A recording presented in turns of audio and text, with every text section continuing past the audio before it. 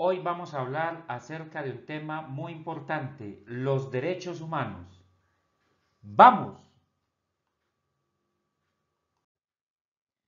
Hoy vamos a resolver dos interrogantes. ¿Qué son los derechos humanos y para qué sirven los derechos humanos? En cuanto al primero, es un conjunto de privilegios, garantías, prerrogativas que tenemos los seres humanos por el solo hecho de ser personas. Recuerden que las personas tenemos diferentes dimensiones: trascendencia, racionalidad, libertad, corporeidad, religiosidad o espiritualidad. Tenemos voluntad, tenemos conciencia, tenemos capacidad de deliberar, capacidad de decidir, capacidad de actuar. Podemos realizar actos morales y actos amorales.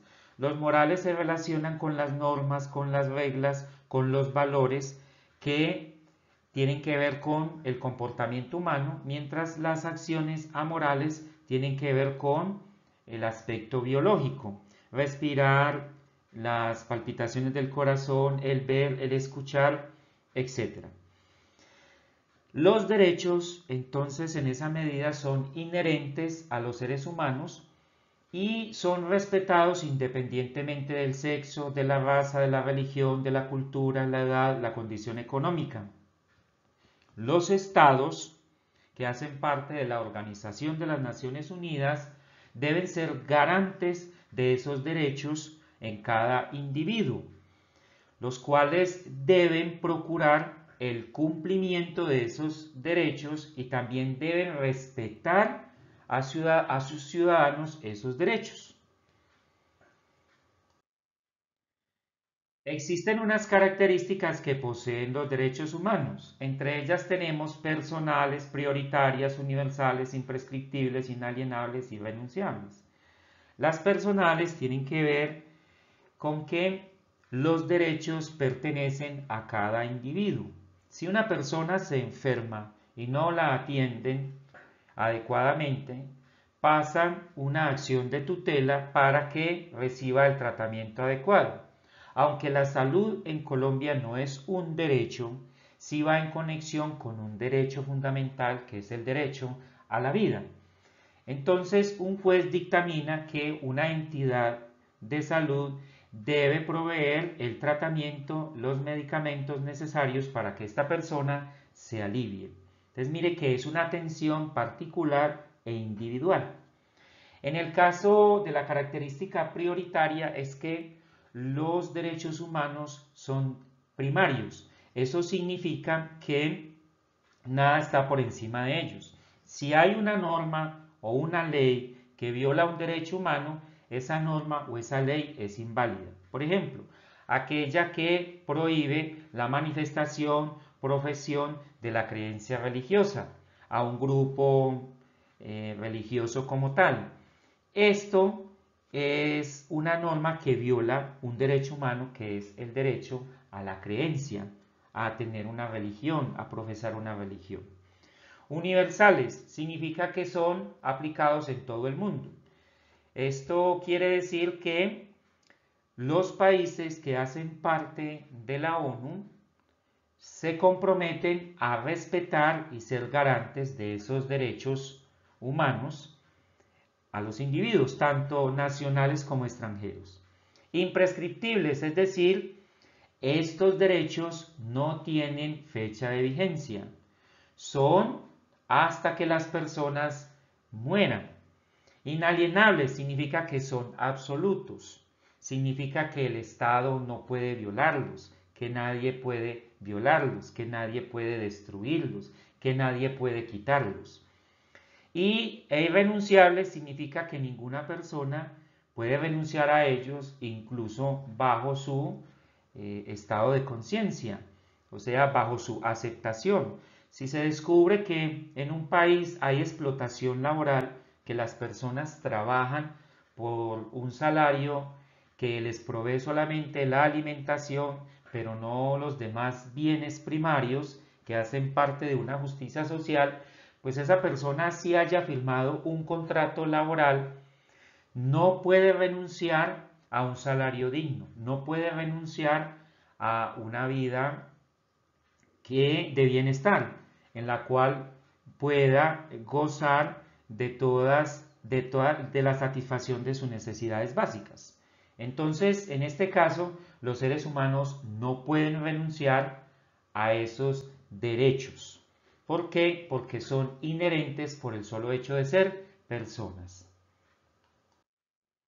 Existen tres generaciones de derechos humanos. Están los derechos civiles y políticos, los derechos económicos y sociales, que son de la segunda generación, y la tercera generación son los derechos de la solidaridad. Los derechos civiles y políticos tienen dos valores principales: el valor de la libertad y el valor de la igualdad. Y en este caso también habla acerca de la participación en política, y lo que busca es que los estados o los excesos de los estados no vayan a violar esos derechos. Es decir, hace que los estados no vayan a infringir los derechos de los ciudadanos en cuanto a su libertad, en cuanto a la igualdad ante la ley y en cuanto a la participación política. Están los derechos sociales, económicos y sociales, que tienen que ver con el derecho a la educación, el derecho al trabajo, el derecho a la vivienda.